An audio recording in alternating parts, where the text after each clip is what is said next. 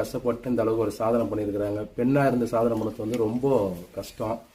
எப்படி சொல்லணும்னு பார்த்தா பெண் சாதனை வந்து ரெக்கார்டு வந்து தான் சொல்லலாம். ஏன்னா தமிழ்நாடு முதலமைச்சர்லாம் ஆளுமை திறமையோடு அந்த அம்மா ஆட்சி நடத்தினாங்க. அதன் போல் ஆன்மீகத்தில் எங்களால் ரெக்கார்டுன்னு பார்த்தா ஆன்மீகத்தில் யாரும் அந்த அளவுக்கு பெண் சாதனை பண்ணல. எங்களுடைய இந்த கோவிலுடைய நிர்வாகி அம்மா மதிப்புக்குரிய கீதா அம்மா அவர்கள் ரொம்ப பெரும் கஷ்டம், எவ்வளோ போராட்டங்கள், சமூக வலைத்தளத்தினால் மட்டும் தான் அந்த அம்மாவுடைய போராட்டங்கள்லாம் வந்து சரி பண்ண முடியும். ஆன்மீகத்தில் வந்து எப்படி சொல்லுதுன்னா கோடியில் ஒருத்தருக்கு தான் கோவில் கட்டுற பாக்கியம் அடிக்கடி நான் சொல்லுவேன். அம்மாவுக்கு அந்த பாக்கியத்தை இறைவன் கொடுத்துருக்குறாங்க.